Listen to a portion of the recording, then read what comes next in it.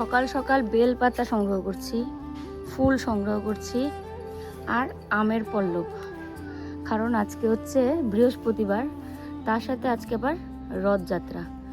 তো ওকে বললাম মিষ্টি কলা এগুলো সব নিয়ে আসতে ঠাকুরের জন্য। আমাদেরই বেল গাছ আছে, বেল পাতার কোনো অভাব নেই। আগে তো বেল পাতার জন্য লোকের বাড়ি যেতে হতো, সব কিছু নিজেদের বাড়িতে থাকলে সুবিধা। এখনও যেতে হয়, যেমন এই আমের পল্লবটা আমি আমার ননদের বাড়ি থেকে এনেছি।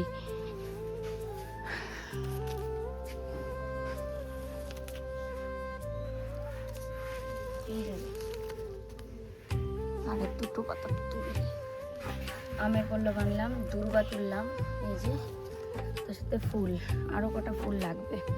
কইলে তো মার মন খারাপ হয়ে যাবে, আরো আসতে পায় না, না কইলে আরো বেশি মন খারাপ করে। এই কোটা দিয়ে ফুল পাচ্ছি।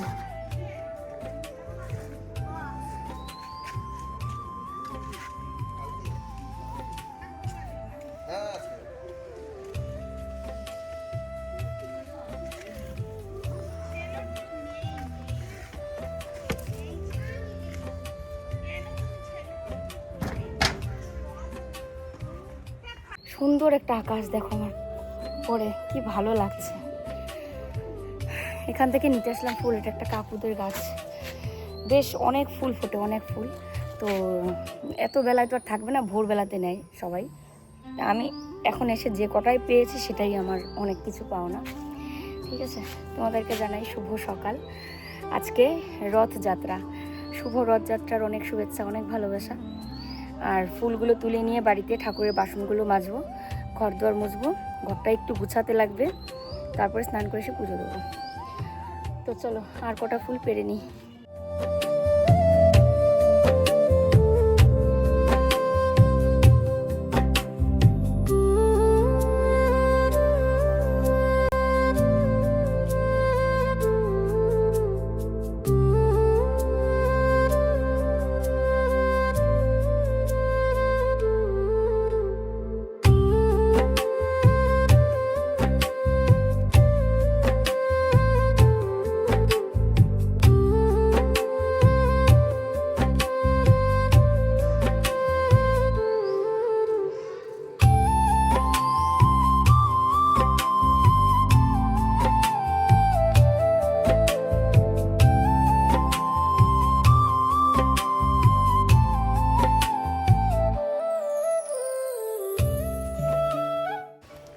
দেখো কতগুলো ফুল তুলে নিলাম, এখন গিয়ে ঘরের কাজগুলো সারি। সমস্ত কাপড় বাইরে নাড়া হয়েছে। কালকে যে শাড়িটা পরে বিয়েবাড়ির অনুষ্ঠানে গেছিলাম, মানে বিবাহবার্ষিকীর অনুষ্ঠানে, তো সেই শাড়িটাকে শ্যাম্পু দিয়ে আর কমফোর্ট দিয়ে ধুয়ে দিলাম। তো কারণ কি, মানে এমনিতেও তো বাইরে পরার শাড়ি এত ধুতে হয় না, এবার এই শাড়িটা রোদে দিলেই হয়ে যেত। কিন্তু কেন ধুয়েছে জানো, মানে খাবার টেবিলে মাত্র বসলাম, আর গ্রামের দিকে কি হয় বলো তো, মানে নিমন্ত্রণই থাকে অনেক বেশি, কিন্তু মানে জায়গা থাকে কম। এবার ধরো একটা টেবিলের লোক না উঠতেই মানে টেবিলের পাশেই গিয়ে আরও 4 জন দাঁড়িয়ে বুক করে রাখতে হয়, মানে এটাই হচ্ছে এদিকের একটা সিস্টেম।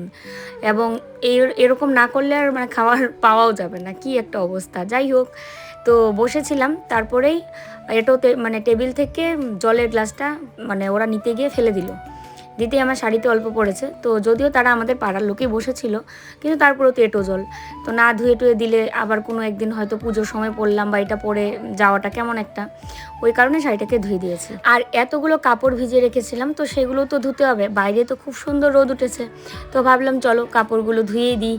আর ওয়াশিং মেশিন একটা লাগেই, আজকে মানে কল্লোল বলছিল যে না একটা ওয়াশিং মেশিন লাগেই। তো যদি ওয়াশিং মেশিন কিনি তো হয়তো সামনের মাসে বা সামনের মাসের পরের মাসে হয়তো কিনতে পারি। হ্যাঁ, তুমি বাজারতে আসতে ধরছে, দেখো দেখো দেখো কাঁঠাল নিয়ে আসলো। প্যাকেটের চিরা কেন? টাটা সাম্পান, টাটা সাম্পান। হ্যাঁ রাখো, পড়লে আর থেতলে যাবে। এগুলো ঠাকুরের জন্য, চিরা আমাদের জন্য।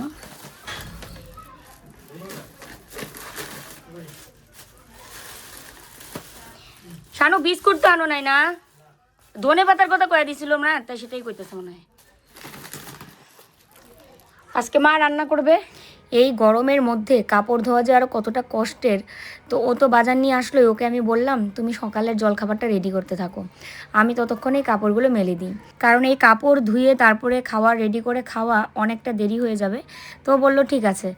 মা তো দুধ জাল দিয়ে রেখেছে, তো দুধ আর হচ্ছে চিড়াটা ধুয়ে চিড়া মুড়ি আর কলা দিয়ে মাখবে। কলা নিয়ে এসছে, তো ঠাকুরের জন্য রেখে বাকিগুলো আমাদের জন্য নিয়ে এসছে। তো এটা দিয়ে আর কি মাখতে বললাম। আর দেখো যে বালতিটার মধ্যে ধুচ্ছি এটা কিন্তু একটা মুদি দোকানের খরচ আমি রাখতাম, মানে মুদি দোকানের বাজার। তারপরে তো ইঁদুরে খেয়ে ফেললো, আর এটা ঢাকনাটা, আর তারপরে আমরা কলকাতাও চলে গেলাম। তো ভাবলাম চলো এটাকে বালতি হিসেবে ব্যবহার করা যাক। তো ছোট যে বালতিগুলো, মানে যে বালতিটা পাশেই ছিল ওগুলোর ডাবল এটা, অনেক জল ধরে। তো পুরো এক বালতি জলের মধ্যে কমফোর্ট মিশিয়ে তারপরে এই কাপড়গুলো ধুয়ে দিলাম। রোদ তো উঠেইছে, কিন্তু এখনকার বর্ষার দিনে রোদের কোনো ঠিক ঠিকানা নেই। এখন দেখছো রোদ, কিছুক্ষণ পরেই হয়তো বৃষ্টি নামলো, কাপড়ও শুকালো না। তাই আমি কাপড় ধুলে মানে কমফোর্ট দিবই আর কি। আর এমনিতেও স্নান করার পর গামছাতেও কমফোর্ট দিয়ে তারপরে ধুয়ে নিয়ে আসি। তো এটা এই জন্যই বললাম, কারণ তোমরা অনেকেই বলো তো যে কাপড়গুলো যেভাবে মানে জমিয়ে রাখো ধোয়া টোয়ার পরে তো গন্ধ হয় না। না, আসলে কমফোর্ট দেওয়ার পরে তো জানোই গন্ধ তো হয় না। এক বালতি কাপড় ভিজিয়েছিলাম, হাফ বালতি ধুয়ে নিয়ে আসলাম, আর হাফ বালতি বাথরুমে রেখে এসেছি। তো এগুলো মেলে দিয়ে তারপরে বাকিগুলো ধুয়ে নিয়ে আসি। বাইরে কেমন একটা হাওয়া ছেড়েছে দেখো, টিনের মধ্যে মেলছি, তারপরেও একটা ভয় করছে যে কাপড়গুলো না পড়ে যায়। তবে বাইরে দড়িতে মেললে কিন্তু আমি আবার ক্লিপ লাগিয়ে দিই। কলকাতায় যতগুলো ক্লিপ ছিল সবগুলো নিয়ে এসেছি। গ্রামের বাড়িতে কিন্তু ক্লিপ কেউ লাগায় না, কিন্তু তারপরেও আমি ক্লিপ এই জন্যই লাগাবো যে আছে তাই আর কি।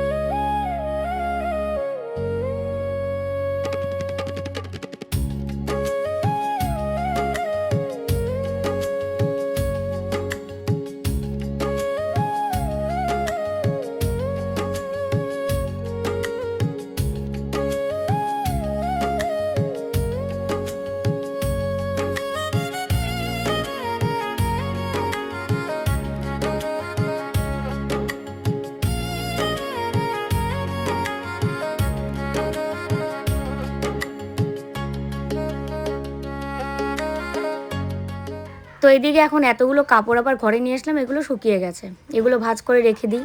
আমাদের ঘরটা এখন দেখো অনেক সুন্দর লাগে কিন্তু, তবে এই যে ট্রাঙ্ক আর টি টেবিলটা এখানে না থাকলে আরও বেশি সুন্দর লাগতো। তো আস্তে আস্তে এগুলোর ব্যবস্থা করব। মার ঘরের খাটের তলায় যদি ইট দিয়ে মানে খাটটা বসানো যায় তাহলে ট্রাঙ্কটা তলায় যাবে ও বলল। ও তাই বলল যে ট্রাঙ্কটাকে ওখানে রাখা যাবে। আর ট্রাঙ্কের মধ্যে কি আছে জানো তো, ট্রাঙ্কের মধ্যে সব শীতের ব্ল্যাঙ্কেট, লেপ, তারপরে বালিশ, এক্সট্রা মানে কাঁথা কম্বল, এগুলো সব আছে। একটা সংসারে তো এগুলো লাগেই। শুধুমাত্র আমরা তিনজন বলে যে তিনজনেরই জিনিস থাকবে সেটা তো না। আমাদের বাড়িতে যখন অন্য কেউ আসে তখন তো লাগে। আগে যেমন বাবা মা আসতো, তো জানি না আবার কোন দিন মা আসতে পারবে। তোমরা অনেকেই বলো যে তোমার মা কবে আসবে, তোমার মাকে নিয়ে আসো, তুমি একটু ঘুরে আসো। দেখো সম্ভব হলে তো অবশ্যই আমি যেতাম। আর সবচেয়ে বড় কথা হচ্ছে আমার মা আসবে, কিন্তু সবটা ঠিকঠাক করে ভিসা টিসা লাগিয়ে তারপরে আসবে। তো অনেক দিন পর ভিসা তো খুলেছে এখন, এখন মানে সবটা ব্যবস্থা করে আশা করি আসতে পারবে। তো এই যে দেখো খাবার রেডি করলো, একদম মাখিয়ে নিল। আমি যেরকম করে প্রত্যেক দিন মাখাই চিনি টিনি দিয়ে সেরকম করে মাখিয়েছে। আর আমি কিছু কিছু কাপড় একদম তুলে রেখে দিচ্ছি আলমারিতে, যেগুলো এই আলমারিতে থাকার সেগুলো এখানে রেখেছি, ওই আলমারিতে যেগুলো রাখার ওখানে সেটা রেখেছি। তো মোটামুটি সব কিছু গোছানো শেষ। আবার ওই যে ওই শোকেসটার উপরটা গোছাতে হবে। তবে ওরা তার আগে ও বলছে যে খেয়ে নিই চলো, খাবার রেডি করেছি। এক দৌড়ে সমস্ত কাজ বাস্ত শেষ করছি। এখন গিয়ে ঠাকুরের বাসনগুলো ধুবো, মেজে ধুবো, তারপরে হচ্ছে এই ঘরটা মুছবো। আর ও এখানে এগুলো গোছানোর কাজ করছিল, এখন টয়লেট গেল। তো এগুলো গোছালে পরে আমি ততক্ষণে ঠাকুরের বাসন মেজে ধুয়ে নেব, তারপরে দুটো ঘর বারান্দা মুছবো।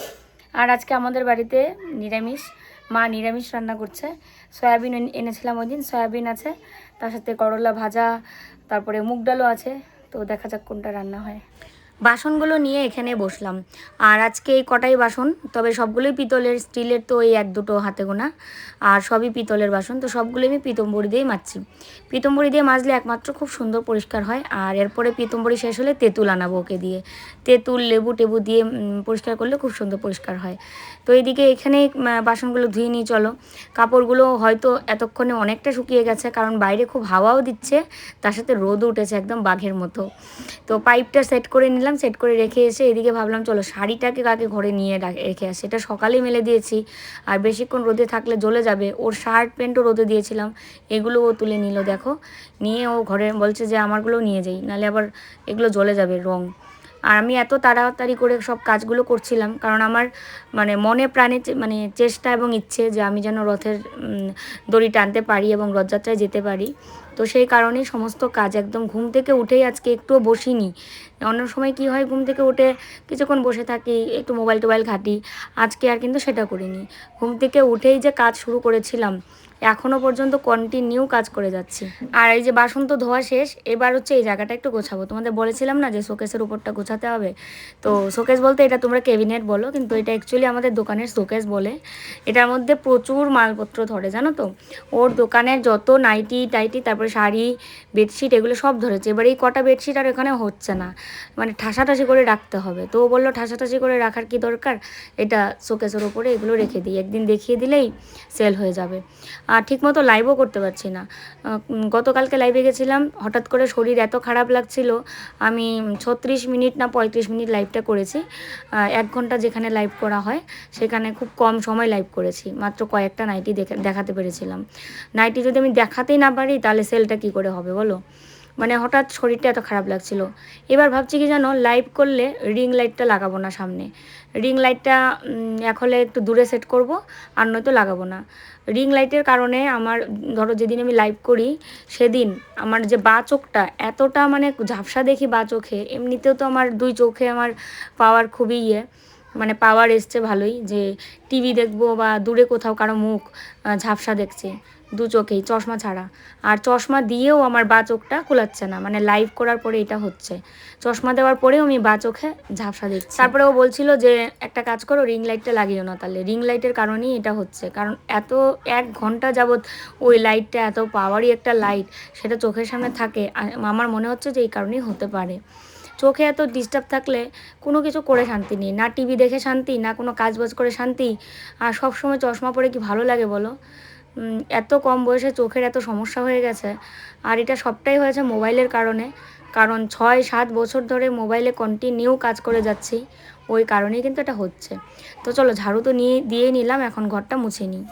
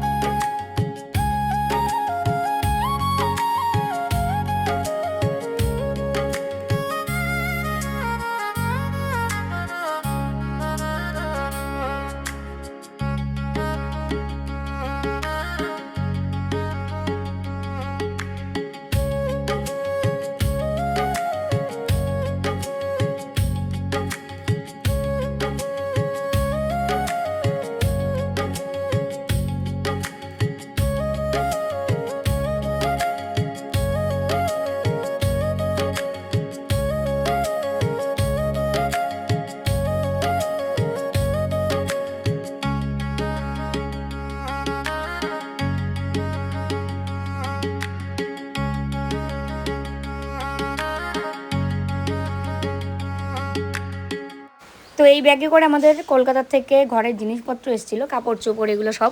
তো এবার এটাকে ভাঁজ করে সেলফের উপরে রাখবো, আমি তো আর লাগাল পাচ্ছি না। তারপরে টুলের মধ্যে দাঁড়িয়ে এটাকে রাখতে হবে। আর তার সাথে মার খাটের এই পাশটাও যেহেতু এতদিন ডাইনিং টেবিলটা ছিল, তো ডাইনিং টেবিলটা সরিয়ে দিলাম আর জায়গাটা আমি মুছেও নিতে পারবো, মানে খাটের মাথা টাথা এগুলো, কারণ ডাইনিং টেবিলটার জন্য মুছা যাচ্ছিল না ভালো করে। মানে বৃহস্পতিবারে আমি কেন বুঝি না এত কাজ পাই আমি খুঁজে, তাছাড়া অন্য দিন কিন্তু এত কাজ খুঁজে পাওয়াও যায় না। সেটা আমি কলকাতা থাকতেও খেয়াল করেছি, বৃহস্পতিবার মানেই আমার এত এত কাজের চাপ চলে আসে।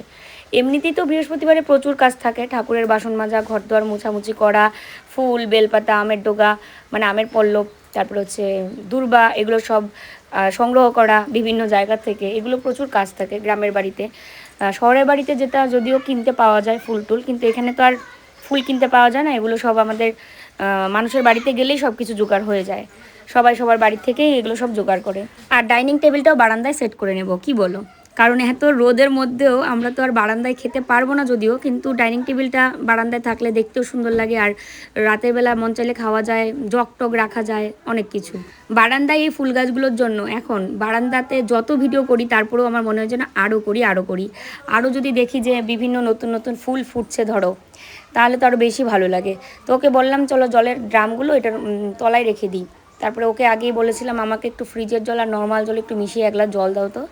তারপরে দিল, খেয়ে মনে হলো যে আত্মাটা এসছে, আমার ভেতরটা একদম শুকিয়ে কাঠ হয়ে গেছিলো যে কতক্ষণে এক গ্লাস জল খাবো, কিন্তু সময় পাচ্ছিলাম না যে আমি ফ্রিজ থেকে জলের বোতল বার করে সেটা নর্মাল জলের সঙ্গে মিশিয়ে তারপরে খাবো। তো ওকে বললাম, তারপরে জলটা দিল, খেয়ে মনে হলো যে আত্মাটা ঠান্ডা হয়ে গেলো পুরো। তো এখন এই যে বারান্দা টারান্দাগুলো মুছে তারপরে আমি ডাইরেক্ট স্নান করতে চলে যাব। স্নান করে এসে পুজোটা দিয়ে তাড়াতাড়ি করে রেডি হই। মার রান্নাবান্নাও হয়ে যাচ্ছে, আর অল্প বাকি। রান্না হয়ে যাওয়ার পর স্নান করে এসে খেয়ে তারপরে রথের যাত্রায় যাওয়া যাবে।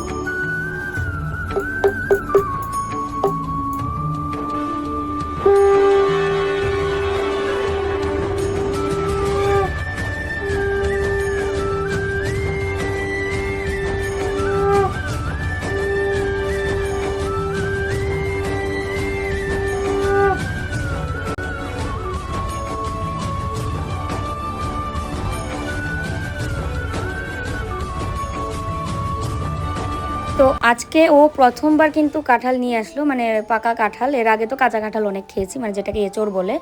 তো পাকা কাঁঠাল এনেছে, আর ঠাকুরকে না দিয়ে আমরা খাবো সেটা কখনোই হয় না। তো কাঁঠালটা আনার পরেই ওকে রেখেছে, বলেছিলাম যে এখানে সাইডে রেখে দাও, ঠাকুরকে দিয়ে তারপরে আমরা খাবো। তো আমও এনেছে, আম, কাঁঠাল, তারপরে লাড্ডু, আর তার সাথে হচ্ছে কলা। আর লক্ষ্মী মায়ের ভোগে তো অবশ্যই দিতে হবে গোবিন্দভোগ চাল বা আতপ চাল, তো সেটা তো অবশ্যই দিচ্ছি। হরে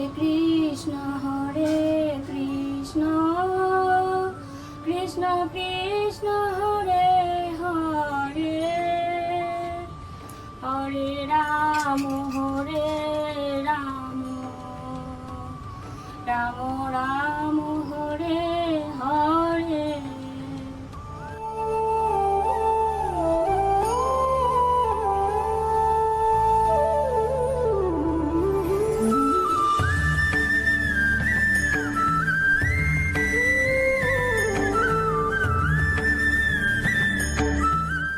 দেখো আজকে ও ভাত বেড়েছে, ভাত বেড়ে ওর খাওয়া শেষ হোক, আর এই যে আমি এখন খাবো।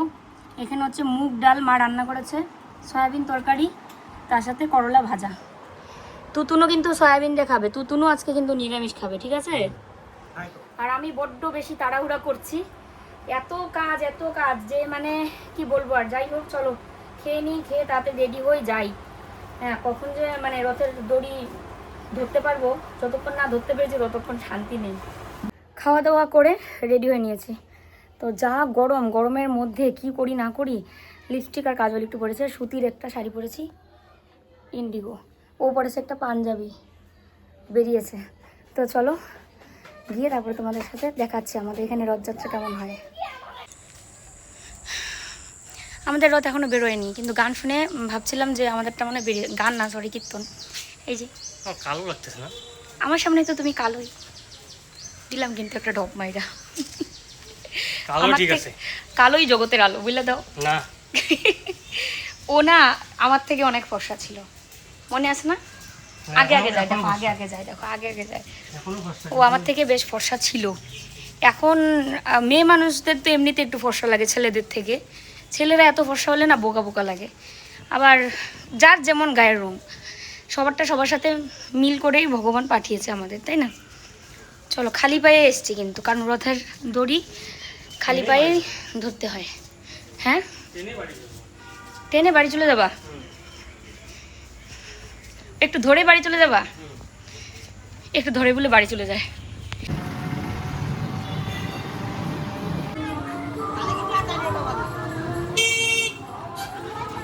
জয় জগন্নাথ।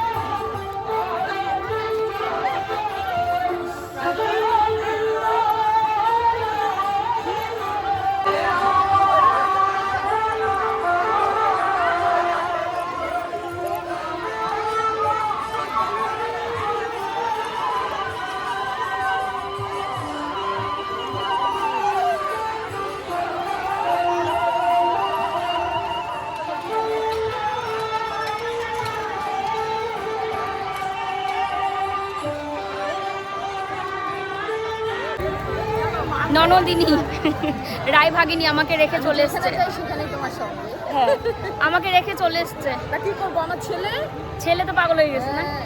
ওরা আমার দাদা বলে তুমি রেডি হও নাই? হ্যাঁ, বলে আমি এত পূজা তাড়াতাড়ি যায় দিতেছিলাম। নাকি কেউ? আমি কে থাক। কে কইলো? দাদা ওই কি এত তাড়াতাড়ি হ্যাঁ, কেউ ও প্রথম যায়? থেকে এই কথাই বলতেছে।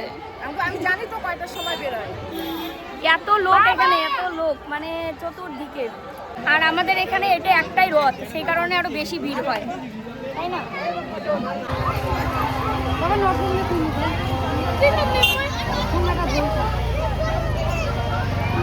ওই,